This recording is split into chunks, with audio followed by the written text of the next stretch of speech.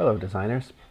The purpose of this video is to give you a walkthrough of the entire award medallion process from start to finish. I'm going to keep it simple and cover the basics, and in subsequent coming releases I might do some fancier techniques, just because I'd like you to see that you've got more creativity than what I show you in this video. Okay? So let's get started. The first thing I want to do is go to Illustrator and open a new project. And I know that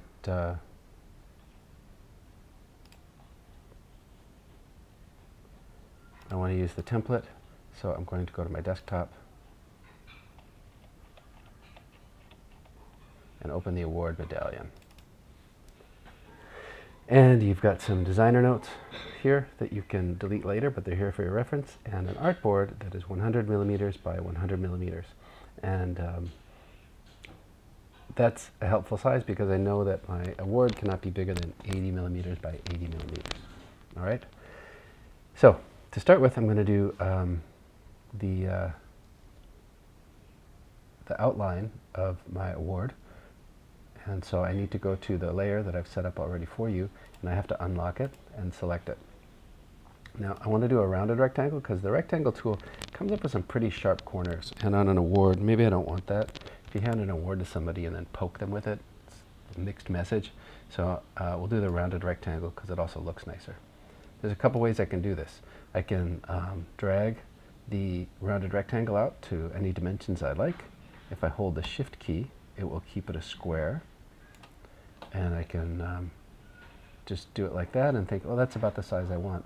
But if I want to be very specific, I can go to my properties, which is a separate window, or if I'm in Essentials Classic, from this drop-down menu, then I get this nice toolbar across the top, which includes information about the height and width of this shape I just made. Okay, so I want it to be no bigger than 80 by 80. So right now it's a square of 83.56, etc. If this is locked and I put in 80, it will update the bottom one too. So now I know for sure that my award is not bigger than I want it to be.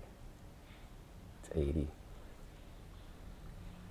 I don't have to worry about it later coming out to be huge, which I've done before, which is a bit embarrassing. Okay, now I'm not quite done here because, for one thing, it's in black, and if I look over the color effects here, I see that red is for cutting, and I want this to be cut out, so this needs to be red. So I select it, and I look at the color over here, and I double click on the stroke, and I change red to R value of 255, a green value of 0, a blue value of 0, or I can just put it FF0000. 255 is the maximum number there. Can't have less than no green, can't have less than no blue. And that's the proper shade of red. Has to be the proper shade of red. Yeah, there's a bunch of different reds here, but I can't just pick and choose one. It has to be this absolute number. If you just came from coding, you understand specifics. Okay, so now I have a red outline on a white box. I don't want a white box. I want no fill on there. Okay, now while it is still selected, if I go back to my properties window, I can see there's information about the stroke here, and it's 1 point, but that's not correct. All strokes have to be 0.1 point. And now I'm done. It's almost invisible, so you might want to leave that step to the end, but this is a pretty basic design, and I can always lock this one to make sure I don't accidentally mess with it later. Okay, now I want to put an image in here, so I'm going to go to the image layer, and I'm going to unlock it, and I'm going to put an image in there. So I'm going to go to Google, my browser of choice, and I'm going to go to flat icon, and I'm just going to pretend that I'm not logged in to flat icon for the purposes of this video, and I'm going to log in because it's a free membership And when you log in, you get multiple downloads per day. Whereas if you're just a casual visitor, there's a limit to how many you can download. You can also set up collections, which is nice if you're finding a bunch of icons that you like and you're not sure which one you want. You can compare them over by saving them over here. Okay, so what I want is a dog bone, and I don't want premium, so I can help myself out by just clicking on the free ones. And I don't want multicolored ones. I want very simple ones. So I'm going to go to a black outline, and that narrows the field down. Okay, I have lots of choices. You can probably guess this is the one I want because I've already put it in my collection. I click on it, it loads, and I want an SVG, which is a scalable vector graphic, and not whatever is offered over here. Okay, so I click on SVG and I download it. But I'm going to do the classy thing, and I'm going to give some credit to the person who made this. So I'm going to select the attribution, copy it before I click on free download. Now, they don't trust that everybody's going to copy that, so they've added this eye candy in the last year. Every time you attribute T-Rex can drink his coffee. So if I click on it again here, look what happens to the T-Rex. He smiles, he drinks his coffee. That feels good, doesn't it? Okay, so it's downloaded. I can see that down here. So I'm done with Chrome. Get it out of the way. Now, you might recall that the proper way to put an image into an Illustrator file is placing it. Dragging and dropping does not work. So there's a couple ways I can do that. I can go to File, Place, or I can go to Shift Command P. Both work. It opens a dialog window. The last thing I used was download, so it goes there. Here is the thing I just downloaded, and I usually put it in the corner, just so I have some point of reference, and that's way too big. So I can resize it either by using these corner anchors, or I can resize it over here. If I know the size of my award cannot exceed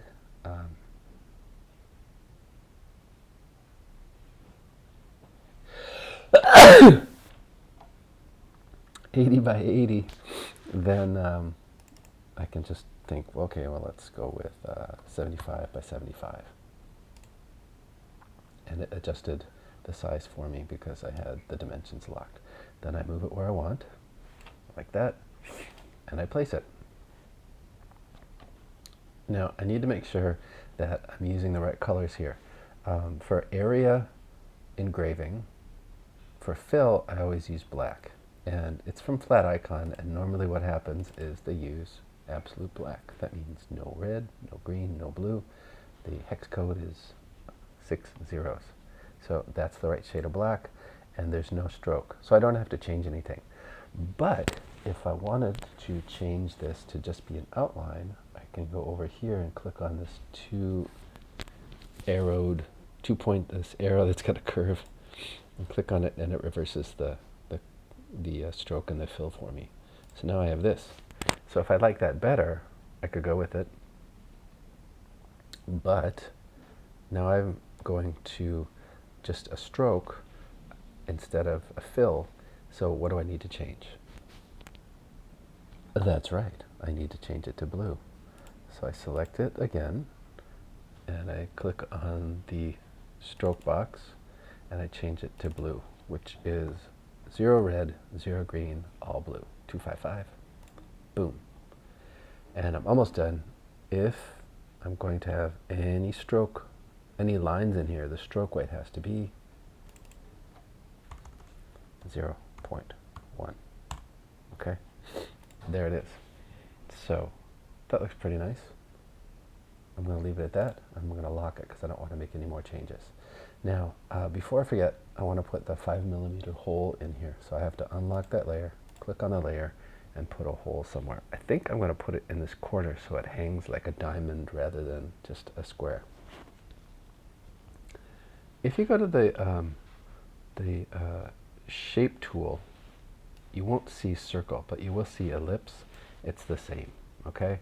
So I know that I need a 5mm red circle, and I want it just about here, so I'm going to click once and put 5 in the height and the width, and there it is.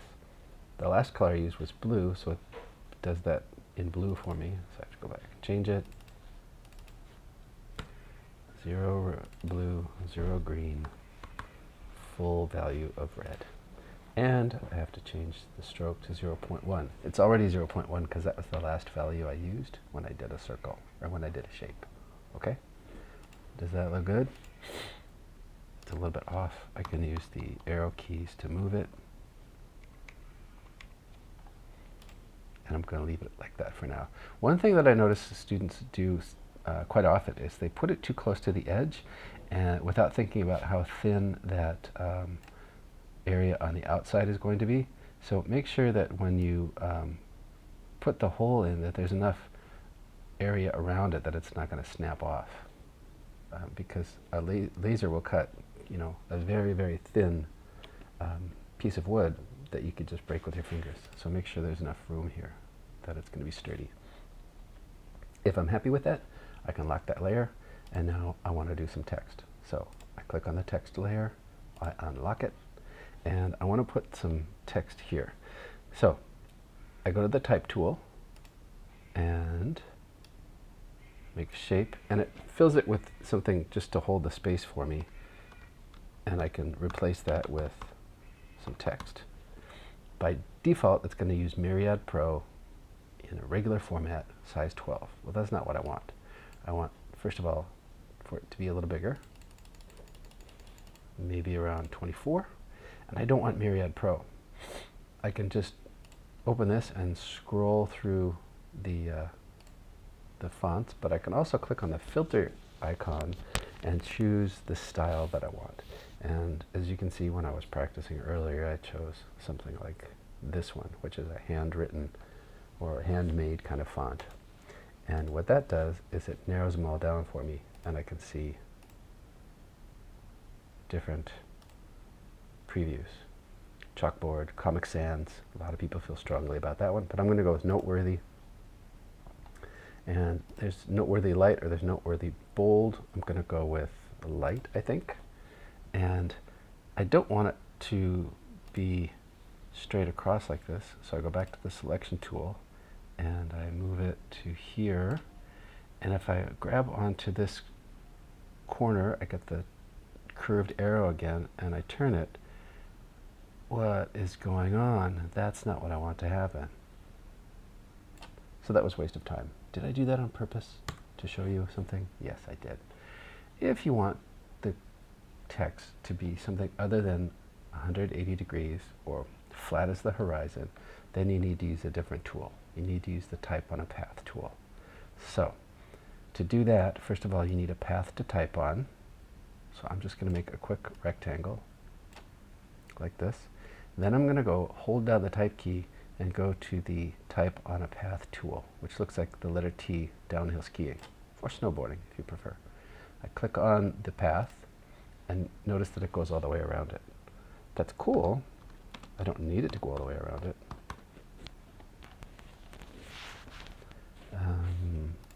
Let's see, I can make that a little bit bigger. And you know what? I'm going to change that to make it that, because he's that good a doggo. Okay, now when I line it up and I go to the corner here, it stays on that alignment with that shape that I made. See what I'm saying? Similar to when I made the shape, if you hold down the Shift key, it'll turn in 15-degree increments.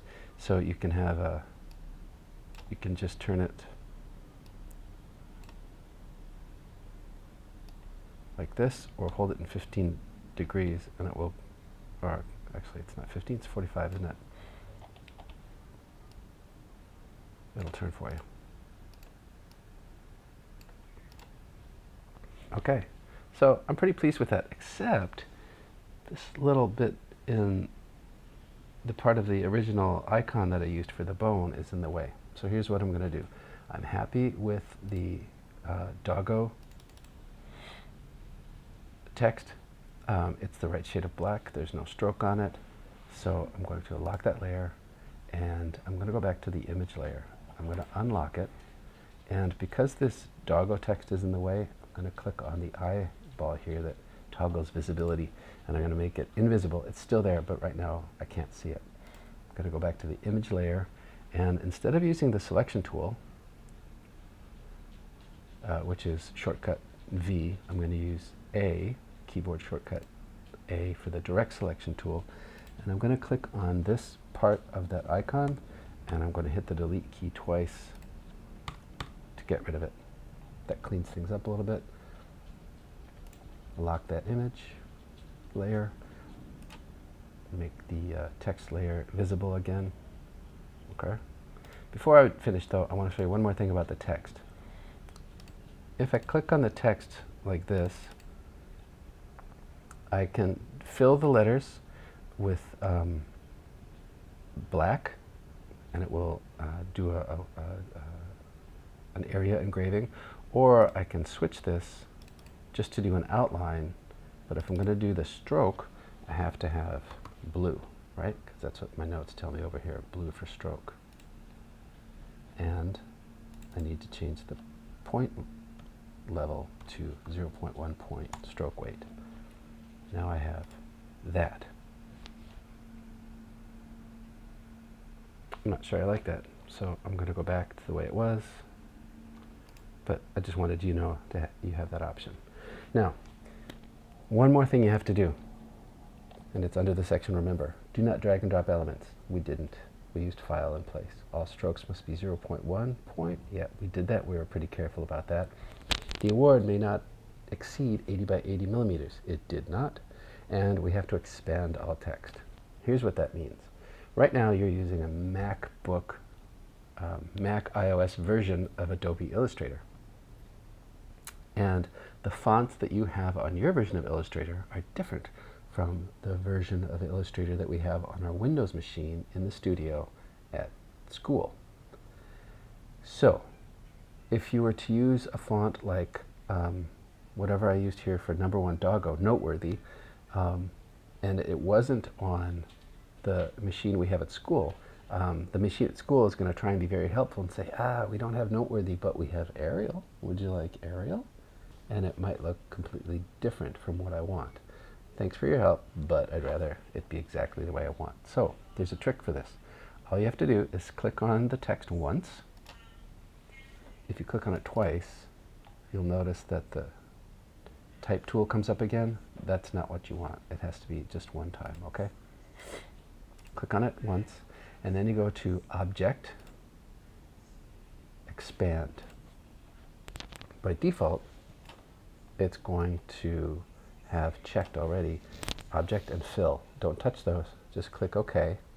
And what this does is it turns these into shapes. Shapes that happen to look like letters or numbers. So when you open this in another version of Illustrator, it doesn't look for a font. It just sees some shapes, and it has no problem with shapes. Okay?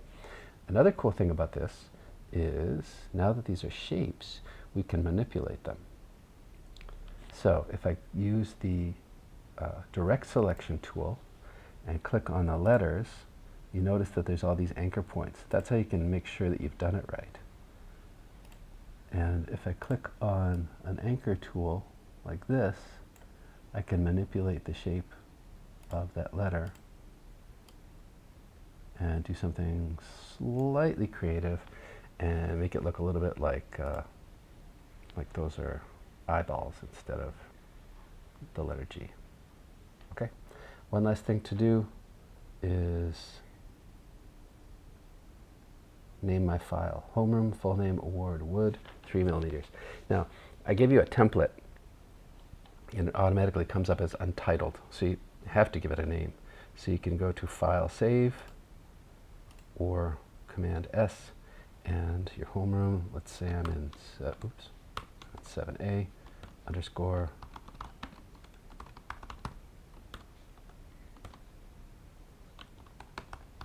It's an award. It's going to be cut out of wood, and we have different pieces of wood in the school, so we have to specify it's 3 millimeters, and it's going to save it as an Illustrator file for me. Okay, that's what I want. When you send it to be printed, it has to be an AI file, so make sure you've done that. Okay, this comes up, you can leave everything the way it is, and okay, and you're done. That's that. If you have questions, put them in the comments, and don't forget to subscribe. I'm just kidding about that last part. Good luck. Have fun.